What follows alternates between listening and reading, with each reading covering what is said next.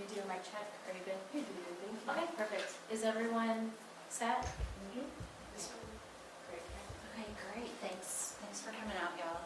I'm just going to give you a kind of a brief of what to expect overview. So, when we're ready, Chief Heidorn and Dr. Fay will come in. Chief Heidorn will provide a quick overview, and then we'll be available to answer a few questions with the parameters of it's an active investigation, so he's going to be limited on what he's able to share, but we'll take questions on the They will come up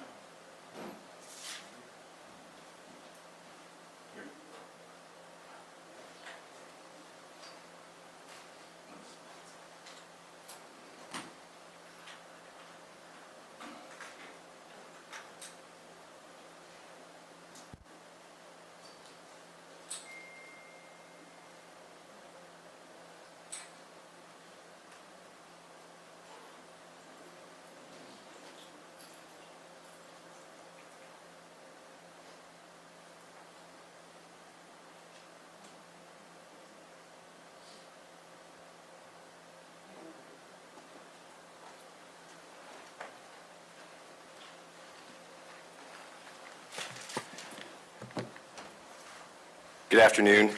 I'm Chief Eric Heidorn, Chief of Police for the Killeen Independent School District. On March 10th at approximately 11:25 a.m., an altercation between two students at Roy J. Smith Middle School escalated into a stabbing. The suspect was quickly apprehended by officers with the Killeen Independent School District Police Department near the campus as they were responding. Emergency medical services was immediately requested by the campus officer and began patient care within 7 minutes of the request.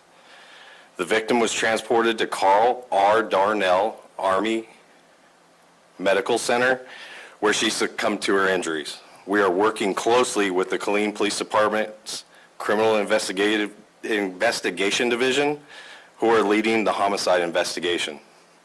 Please understand that this is still an active criminal investigation, and many details will not be provided to protect the integrity of this case.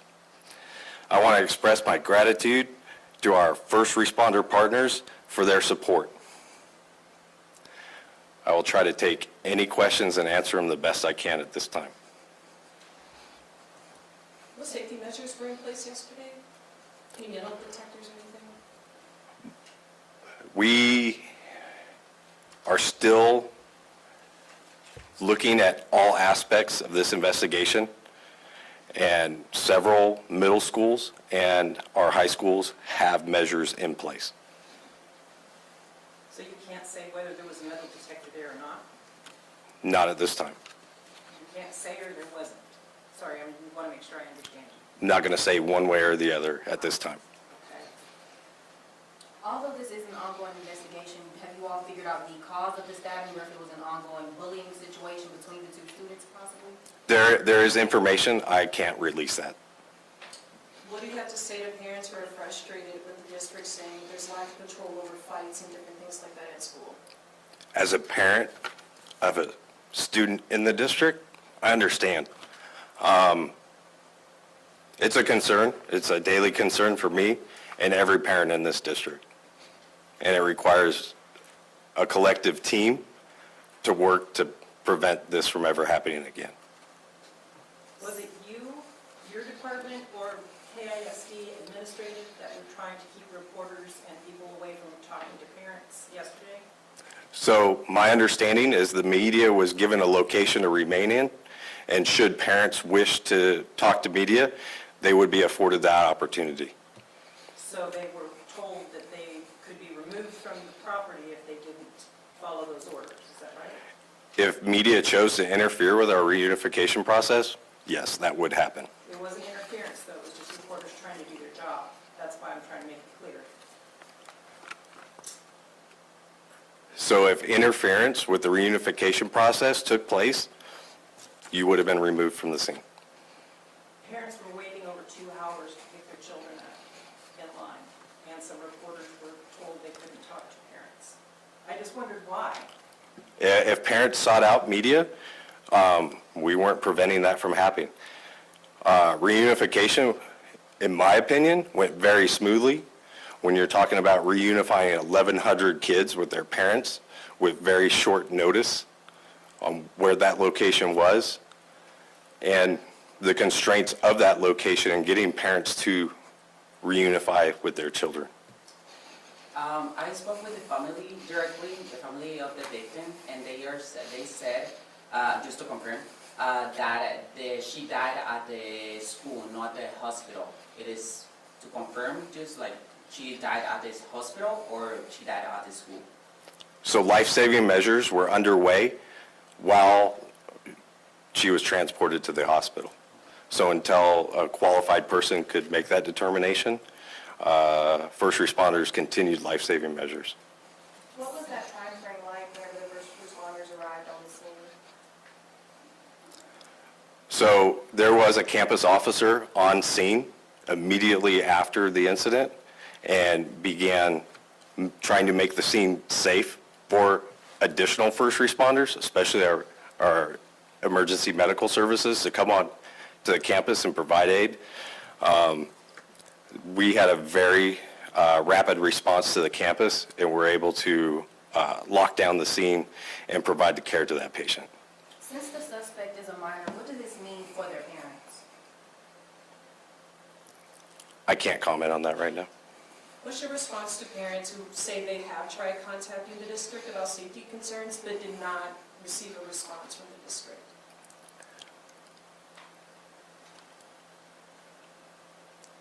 My email has not been flooded, and it's on a publicly facing website.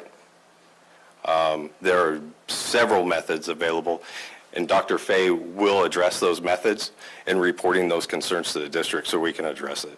So back in October, there was a parent forum about bullying and other safety measures happening on campus with parents and Killeen ISD staff. So after this situation now, what are some things that you all are planning or trying to do to ensure that students and faculty and teachers are all safe within KISD? That's a great question. Dr. Fay is going to address that, and that is our primary focus on a daily.